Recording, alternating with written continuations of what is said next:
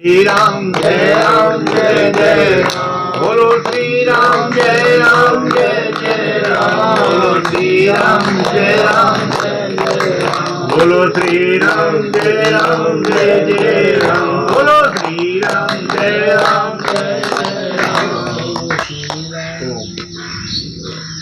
श्री गुरु चरण सरोज रज निज मन मुकुर सुधारि वरणहु रघुबर बिमल जस जो दायक फल चार। बोलिए सियावर रामचंद्र की जय। सिय राम मैं सब जग जानी करऊं प्रणाम जोर जुग पानी।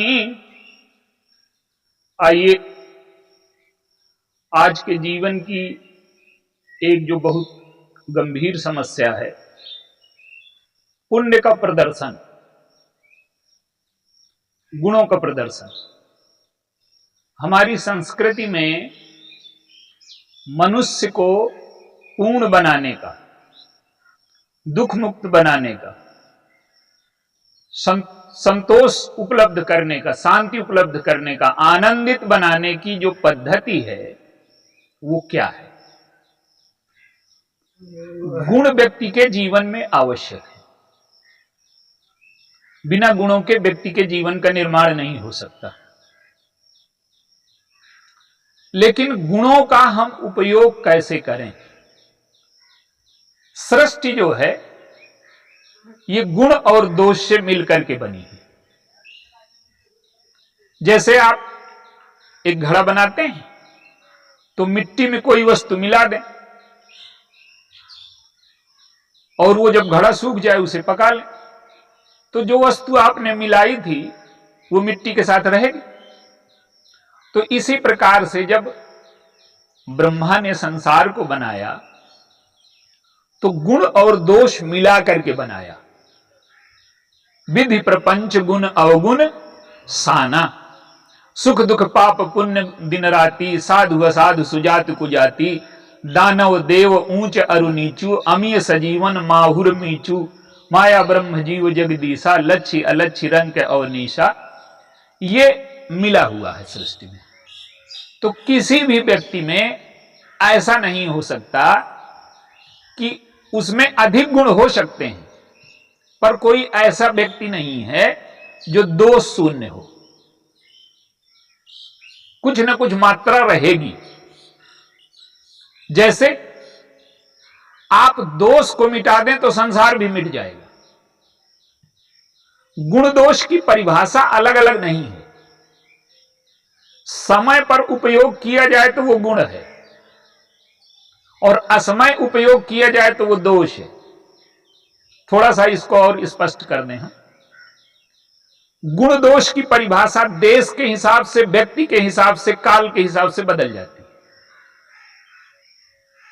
जैसे हम भारत में रहते हैं तो पाकिस्तान से युद्ध हो जाए तो भारत की ओर से लड़ना, भारत से प्रेम करना, यह हमारा धर्म है।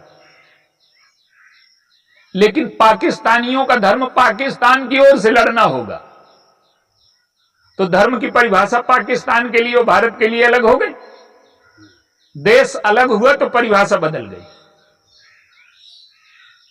काल के हिसाब से परिभाषा बदल जाती है। रावण है, युद्ध की तैयारी है, लंका में युद्ध होना है, लेकिन उसी समय वो संगीत और नृत्य का आयोजन करता है। तो जब संघर्ष का क्षण हो, विचार का क्षण हो, उस समय संगीत की आवश्यकता है। उस समय तो विचार की आवश्यकता है, संघर्ष की आवश्यकता है। संगीत का समय, नृत्य का समय जीवन में अलग है। लेकिन युद्ध के समय थोड़ा है। तो भगवान राम विभीषण से कहते हैं कि देख विभीषण दक्षिणे आशा और घन घमंड दामिनी बिलासा और मधुर मधुर धुन गरजे घोरा। भगवान राम क्या बताना चाहते हैं कि रावण में जितने सद्गुण हैं, अगर उनका वो उपयोग सही करता तो समाज के लिए बहुत अच्छा व्यक्ति होता। जैसे वर्षा है, वर्षा असमय हो जाए, ज्यादा मात्रा में हो जाए और पानी की जगह ओले बरस जाए तो बरसात अच्छी रहेगी क्या? तो रावण ने क्या किया है कि अपने गुणों को ओला बना लिया है और समाज के लिए घातक हो गया। तो कोई भी गुण दोष, उसका उपयोग, जैसे काम है, काम गुण भी है और दोष भी। अपनी स्त्री के प्रसंग में काम धर्म है और दूसरे की स्त्री के प्रसंग में काम दोष हो गए। क्रोध गुण भी है और क्रोध दोष भी है। किसी के हित के लिए, उत्थान के लिए, उसके भविष्य के निर्माण के लिए अगर हम क्रोध करते हैं तो गुण है। तो हर चीज जो है वही गुण है, वही दोष है। मात्रा से अधिक हो जाए तो दोष हो जाएगी। तो गुण दोष का जो संतुलन है वही हमारा जीवन है। अब आइए इस पर थोड़ा सा विचार करें। गुण बहुत अच्छी चीज है। हमारी प्रवृत्ति क्या है? अपने गुणों को बढ़ा करके देखना और दूसरे के दोषों को बढ़ा करके देखना। अपने दोषों को घटा करके देखना और दूसरों के दोषों को बढ़ा करके देखना, दूसरों के गुणों को घटा करके देखना। ये सामान्य मनुष्य की प्रवृत्ति है। लेकिन जो साधक हो जाता है उसके अब गुण दोष देखने की प्रवृत्ति बदल जाती है। क्या कि साधक हो गया तो वो केवल अपने दोष देखेगा, दूसरों के दोष देखना उसने बंद कर दिया। तो साधक वो है जो अपने दोषों को देखता है। और सिद्ध कौन है? जिसको गुण दोष दिखाई ही नहीं देते। सारा संसार ईश्वर के रूप में वो देखने लगता है। तो जब सारे संसार में ईश्वर दिखाई देगा तो गुण दोष कहां से दिखाई देने लगे? तो जो सिद्ध है वो गुण दोष से ऊपर उठ जाता है। तो आइए, गुणों का प्रदर्शन कैसे आज के समाज में व्यक्ति को पतन की ओर लिए जा रहा है। कर्ण का एक चरित्र है, आपको उसके माध्यम से, दृष्टांत के माध्यम से उसे प्रयास करें। महाभारत में कर्ण एक पात्र है। पांचों पांडवों के गुण मिला दीजिए और कर्ण के अकेले गुण मिला दीजिए। युधिष्ठिर जैसा विवेक है उसमें, युधिष्ठिर जैसा धैर्य है उसमें, अर्जुन जैसी धनुर्विद्या है, नकुल सहदेव जैसा सुंदर है, भीम जैसा शक्तिशाली है। सारे गुण हैं उसमें। पांचों पांडवों के गुण अकेले उसमें हैं। लेकिन उसके जीवन की समस्या क्या है? हम जब दान देते हैं तो हम दान बाद में देते हैं, दानी पहले बन जाते हैं। और गुण के साथ जब अभिमान जुड़ जाता है, दानी बने तो अभिमान जुड़ गया। तो जब गुण के साथ अभिमान जुड़ जाता है तो ईश्वर के विरोध में हमें खड़ा कर देता है। तो गुण का सबसे बड़ा दोष है आत्म प्रदर्शन। और दूसरा, जैसे ही आत्म प्रदर्शन होगा तो अभिमान आ जाएगा। और जब अभिमान आ जाएगा तो कर्ण के प्रसंग में आपने देखा होगा कि इतना भार हो गया कि पृथ्वी उसके पहिए को लील गई। तो जो ये गुण का भार है वो हमारे धर्म के रथ के पहिए को जमीन में धंसा देता है। क्योंकि धर्म सब कुछ उठा सकता है पर अहंकार का भार नहीं उठा सकता। आप देखिए, कर्ण का जीवन बड़ा विटंबना भरा है। वो गायों की रक्षा करने जाता है तो वो ये सोच करके नहीं जाता कि रक्षक तो ईश्वर है, मैं अपने कर्तव्य का पालन कर रहा हूं। अगर ये सोच करके जाता तो गायों की रक्षा हो जाती।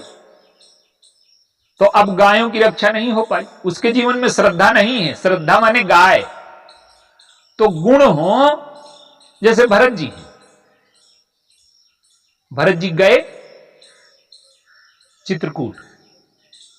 तो भरत जी की एक विशेषता यह है कि उनके जीवन में जितने गुण हैं उनको वो बदल करके देख लेते हैं। तीर्थराज में उनकी महिमा गाई जा रही है। प्रमुदित तीर्थराज निवासी, बैसानख बट ग्रही उदासी, कहीं परस्पर मिल दस पांचा, भरत स्नेह सील सुचि सांचा। भरत जैसा कोई महात्मा नहीं हुआ आज तक, भरत जैसा कोई गृहस्थ नहीं हुआ, सन्यासी नहीं हुआ, ये सब कह रहे हैं तीर्थराज वाले। और भरत जी क्या करते हैं? भरत जी उसको सुन रहे हैं। कैसे? सुनत राम गुण ग्राम सुहाए। अब देखिए कितना विचित्र उनका सुनना है। जब वो जयकारा लगाते होंगे तो यही तो कहते होंगे कि बोलिए भरत जी की जय। यही तो जयकारा चित्रकूट वाले वहां लगाते होंगे प्रयागराज में। लेकिन भरत जी को क्या सुनाई दे रहा है? वो बदल लेते हैं। क्या? कि हे प्रभु, मुझ जैसे तुच्छ व्यक्ति की आप इतनी प्रशंसा करवा रहे हो, मुझ में कोई गुण नहीं है, ये आपकी कृपा का प्रसाद है कि ये जयकारा जो बोला जा रहा है वो आपका है। तो जब भी व्यक्ति को प्रशंसा मिले तो उसे भगवान के चरणों में अर्पित कर देना चाहिए कि मुझ में कोई विशेषता नहीं है, मुझ में कोई गुण नहीं है, ये आपके चरणों का प्रताप है। तो उसका गुण दोष बनने से बच जाएगा। आप देखिए, कोई भी कार्य ऐसा है का संसार में जो जिसे आप अकेले कर सकते हो? आपको किसी न किसी का सहयोग लेना पड़ता है। तो आप जब प्रसाद बांटते हैं ना, तो प्रसाद का अर्थ है जो बच जाए शेष, बाकी सबको बांट दिया जाए। उसमें अब आप ये नहीं कह सकते कि ये मेरा है। बांट देते हैं और थोड़ा सा बचता है तो आप ले लेते हैं। तो ये जो प्रसाद बांटा जाता है वो मिठाई का नहीं बांटा जाता, गुणों का बांटना चाहिए प्रसाद। कि तुम्हारे सहयोग से हमें ये सफलता मिली। एक छात्र है, आईएएस बना, तो आईएएस अकेले बन गया का? उसमें माता पिता की तपस्या लगी है, उसमें गुरु की तपस्या लगी है, उसमें जिनकी पुस्तकें पढ़ रहा है उनका ज्ञान लगा है। अकेले पढ़ रहा है का? उसकी भी तपस्या बाद में लगी है। तो जब वो बन जाता है आईएएस तो वो कहता है मैं बन गया। इतने लोगों का सहयोग कहां गया? तो जब आप सफलता पाएं तो ये देखें कि इसमें कितने लोगों का सहयोग हमें मिला, तो पहले उनको बांट दीजिए। जैसे भगवान राम बांट देते हैं अपने। युद्ध में विजय मिली तो बंदरों से कह देते हैं, गुरु वशिष्ठ से कहते हैं कि इन बंदरों की वजह से जीत गया। गुरु वशिष्ठ कुल पूज्य हमारे, पहले गुरु वशिष्ठ को कहते हैं, इनकी कृपा धनुजरन मारे। जो सफलता मिली उसको बांट दिया। और फिर बंदरों को कहते हैं, ये सब सखा सुनो मुनि मेरे, और भय समर सागर कहां बेरे, इनकी वजह से मैं जीत गया। तो जो सफलता मिली उसको बांट रहे हैं। तो आप ऐसा करिए कि आपको जो सफलता मिले तो सबको बांट दीजिए, और जो थोड़ा सा बचे उसका प्रसाद चाहे ले लीजिए। तो मिठाई का प्रसाद नहीं बांटना, सफलता का, गुणों का प्रसाद हमें बांटना है। और अगर इसको हम बांटना सीख जाएं तो हमारे जीवन में अहंकार की मात्रा कम हो सकती है। भरत जी को अब दूसरा उदाहरण देखिए। भगवान राम के यहां गए तो भगवान राम प्रशंसा करते हैं, तीन काल त्रिभुवन मत मोरे, और पुण्य श्लोक तात तर तोरे, उरे आनत तुम पर कुटिलाई, जाय लोक परलोक नसाई। अब देखिए, कहते हैं तीनों कालों में, तीनों लोकों में तुमसे बड़ा पुण्यात्मा न कोई है, न हुआ है, न होगा। अब कितनी बड़ी प्रशंसा हो रही। और कहते हैं तुम पर कोई कुटिलता ले आए ना तो लोक परलोक दोनों नष्ट हो जाए। और मिटे ही पाप प्रपंच सब अखिल अमंगल भार, और लोक सुजस परलोक सुख सुमिरत नाम तुम्हारा नाम कोई स्मरण कर लेगा तो लोक में सुख मिलेगा, परलोक में गति मिलेगी। अब भगवान ने बड़ी प्रशंसा की। भरत जी से पूछा कि यह सही है कि नहीं है। अब तीर्थराज में तो बदल करके सुन लिया था, अब यहां तो बदल करके नहीं सुन सकते। यहां तो भगवान तो कहते हैं कि महाराज बिल्कुल सत्य है, आप तो साक्षात सत्य हैं। ईश्वर तो साक्षात, व्यक्ति तो सत्यवादी होता है, और आप तो सत्यवादी नहीं, आप तो साक्षात सत्य कह रहे हैं। तो भरत जी से कहा कि तुम फिर मानते हो कि मुझ में एक गुण है? तो उन्होंने कहा कि महाराज ये ठीक नहीं। कहें कैसे? कहें कि आपकी आंखों में एक दोष है कि आप दूसरों के दोष नहीं देख पाते। वो भगवान के गुण, भगवान का ये कृपा है कि अगर वो दोष, जीव के दोष देखना हो तो यमराजे बैठा है, फिर उनको अवतार लेने की कोई जरूरत नहीं। अगर कर्म का फल देना है तो यमराज को तो बैठा है, उन्हें क्या जरूरत है देखने की। तो जब अवतार लेते हैं तब दोष नहीं देखते। तो भरत जी से कहा कि तुम मानते हो कि गुण है तुम में? तो भरत जी ने कहा कि महाराज मुझ में तो कोई गुण नहीं, ये तो आपके देखने। तो फिर तुम कैसे? तो भरत जी ने कहा कि देखिए महाराज, ऐसा है कि अगर पशु नाचने लगे, पशु नाचे तो सुख पाठ प्रवीणा और गुण गति नट पाठक आधीना। अगर पशु अच्छा नाचने लगे, बंदर या घोड़ा या जैसे पशु को नचाया जाता है और तोते को पढ़ाया जाता है, तो अगर ये अच्छा पढ़ने लगे तो उनकी विशेषता है कि पढ़ाने वाले की। तो अगर भारत में ये गुण है तो आपकी वजह से आए हैं। अगर आपको दिख रहे हैं ये गुण तो ये आपकी वजह से आए हैं, मुझ में नहीं है ये। तो भगवान की प्रशंसा भगवान के चरणों में अर्पित कर दी। ये गुणों से बचने का तरीका है, गुणों के अभिमान से बचने का। तो अभिमान का जो भार है, देखिए अब थोड़ा सा इसको कर्ण के चरित्र को लिया था, उसी से फिर प्रारंभ करते हैं। कर्ण के जीवन में 3 समस्याएं हैं। पहले तो उसका रथ धंस जाता है और दूसरा मंत्र भूल जाता है। अब आप देखिए कितना उसमें शौर्य और धैर्य है। कीड़ा काट रहा है जांघ में और गुरु जी की नींद न भंग हो जाए इसलिए कीड़ा काटता रहा और उसने पैर नहीं हिलाए। यह साधारण धैर्य है? असाधारण है। लेकिन गुरु जी इससे प्रसन्न नहीं हुए, उल्टे श्राप मिल गया। ये कहानियां बड़ी कठिन है। क्यों? कि देखिए आप में गुण है, आप में क्षमताएं हैं, आप में योग्यताएं हैं, तो उन गुणों को लेकर के आप दोष के पक्ष से लड़ेंगे क्या? कर्ण की विजय का अर्थ क्या है? कर्ण की विजय का अर्थ है दुर्योधन की विजय। तो आप में चाहे जितने गुण हो, पर अगर आप दोषों के पक्ष में लड़ रहे हो तो उन गुणों को नष्ट करना ही पड़ेगा। और आज के जीवन की सबसे बड़ी यही समस्या है। हमारा पुत्र है, हम बड़े शक्तिशाली, हमारा पुत्र हत्या करके आ जाए तो अपनी सारे गुण उस पुत्र को बचाने में लगा देंगे। तो हमारे गुण क्या कर रहे हैं? दोस्त की सेवा कर रहे हैं। और इसके बाद हम कहते हैं कि हम बड़े धार्मिक हैं और हमको गुणों का फल मिलना चाहिए। गुणों का फल मिलना चाहिए क्या हमको? दोष की सेवा में अगर हमारे गुण लगे हैं तो वो गुण व्यर्थ हो जाएंगे। आप देखिए दुर्योधन को क्या अभिमान है कि मेरे 4 सेनापति हैं। भीष्म को इच्छा मृत्यु का वरदान प्राप्त है। द्रोण तपस्वी हैं, कर्ण दानी है, शल्य पुण्य है, ये मरेंगे नहीं। लेकिन ये चाहे जितने गुण हों, अगर ईश्वर के विरोध में कोई भी गुण चला गया तो वो दोष बन गया, वो दोष बन गया। देखिए गुण की एक परिभाषा है कि वो समाज के विरुद्ध न जाए, ईश्वर के विरुद्ध न जाए और धर्म के विरुद्ध न जाए। और अगर इसके विरोध में जाता है तो चाहे जितना बड़ा गुण हो, वृंदा है कितना बड़ा गुण है। तो गुण की परिभाषा यह है कि वो समाज के खिलाफ तो नहीं जा रहा, दोष के समर्थन में तो नहीं जा रहा, भगवान के विरोध में तो नहीं खड़ा हो गया। ये कसौटी है गुण की। गुण के द्वारा हम ईश्वर की सेवा कर रहे हैं कि दोष की सेवा कर रहे हैं।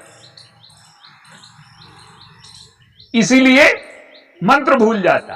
अगर समय पर आपका गुण काम न दे तो गुण इकट्ठा करने से क्या फायदा है? रावण कहता है कि मुझ में गुण नहीं है का? कहता है तुम्हारा जो तपस्वी है ना, तुम्हारा वो, भगवान राम को राम नहीं कहता, वो तपस्वी कहता है तुम्हारा तपस्वी तो फूल से पूजा करता है शंकर की, और मैं तो सिर काट करके चढ़ा देता हूं, मेरी पूजा बड़ी है कि उसकी।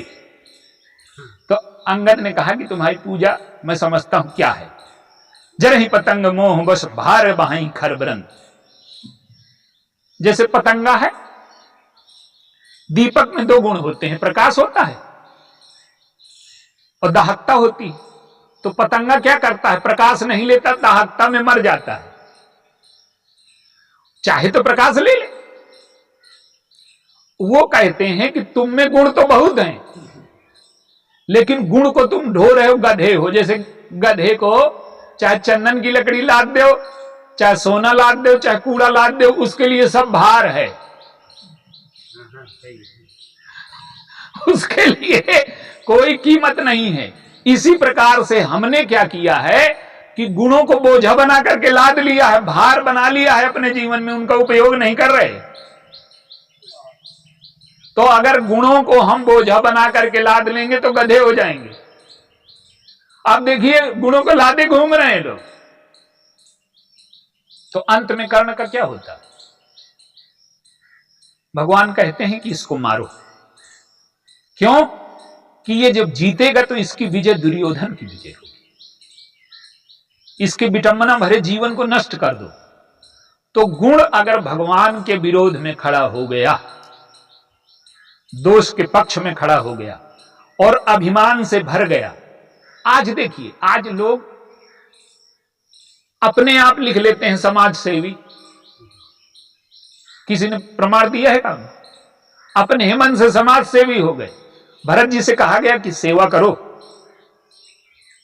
जो गुण है उसका परिणाम क्या होगा? भरत जी से वशिष्ठ जी कहते हैं कि तुम राजा बन जाओ और 14 साल तक समाज की सेवा करो, राज्य चलाओ। तो भरत जी कहते हैं कि समाज की सेवा के लिए कोई गुण होने चाहिए कि ना होने चाहिए? तो वशिष्ठ जी ने कहा कि हां। तो कहते हैं कि तुम मेरे जैसे अधम व्यक्ति को राजा बनाओगे तो क्या होगा? वो कहते हैं कि तुम चाहु सुख मोह बस मोहि से अधम किया। जिसको भी समाज की सेवा करनी है ना, उसमें एक योग्यता होनी चाहिए कि वो दोष शून्य हो गया हो। हमारे पास जो नहीं है, भरत जी कहते हैं कि मेरा हृदय जलन से पीड़ित है और मैंने राज्य अन्याय से प्राप्त किया है। जिसको राज्य पिता की मृत्यु पर मिला हो, जिसको राज्य भाई की वनगमन पर मिला हो, जिसको राज्य अन्याय के बल पर मिला हो, वो तुम्हें न्याय देगा? उससे तुम न्याय की आशा कर सकते हो? तो पहले मैं चित्रकूट जाऊंगा और चित्रकूट जाकर के अपनी जलन को शांत करूंगा। तो जब चित्रकूट गए तो भगवान के प्रसाद से आनंद लेकर के लौटे, प्रसन्नता लेकर के लौटे, भगवान की कृपा लेकर के लौटे, गुण लेकर के लौटे। तो हमारे पास हम चिंतित हैं और तुम्हें प्रसन्न बना देंगे, ऐसा संभव है क्या? तो जो सेवा करने वाला है उसमें गुण होने चाहिए और जो है वही तो बांटेगा। तो आज जो सेवा करने वाले हैं वो क्या कर रहे हैं? उनमें गुण नहीं, वो दोष बांट रहे हैं। कैसे? कि हम पानी पिलाने लगे सबको और हमको है टीबी, तो पानी भी पिलाएंगे और टीबी भी पिलाएंगे। तो जो सेवा करने वाले हैं उन्हें स्वस्थ होना चाहिए, और जो प्रदर्शन में लगा है वो स्वस्थ नहीं है। वो अपने अहंकार का झंडा ऊंचा उठाए घूम रहा है, और अहंकारी व्यक्ति जीवन में कभी अच्छे परिणाम नहीं पा सकता। तो जो गुणों का प्रदर्शन है वो हमारे जीवन को नष्ट करने वाली पद्धति है। दोष से व्यक्ति नष्ट होता है, ये तो समझ में आता है, पर गुणों से व्यक्ति नष्ट होता है, ये प्रदर्शन से समझ में आता है। कर्ण के चरित्र को आप उठा लीजिए, भीष्म के चरित्र को, ये सब क्यों मारे गए? ये सब धर्म के विरोध में थे। दुर्योधन समझता है कि धर्म मेरे पक्ष में है, लेकिन व्यास जी कहते हैं कि ये तो धर्मस्ततो जया, जहां धर्म है वहां जय है। लेकिन ये तो कृष्णस्ततः धर्म है, जहां ईश्वर है वहां धर्म है। धर्म की कसौटी वो हमारी काली बटिया है कृष्ण, जिधर वो है वही धर्म है। तो जिधर ईश्वर होगा, जिधर अहंकार न होगा, जिधर समर्पण होगा और गुणों की स्वीकृति न होगी, तब व्यक्ति समाज की सेवा लायक हो पाएगा। और एक कवि तो कहता है कि अब बाग में इतने हुए माली कि अब फूलों के लिए जगह नहीं खाली। तो आज ये गुण के जो लोग हैं ये समाज में रोग फैला रहे हैं। तो गुणों को प्रदर्शन से मुक्त होकर के भगवान की सेवा में जाना चाहिए और दोषों की सेवा में न लगना चाहिए, समाज के हित में लगना चाहिए। जब ये चीजें गुणों में आ जाएंगी तो वो गुण हमारे जीवन में कल्याण करेंगे। बोलिए सियावर।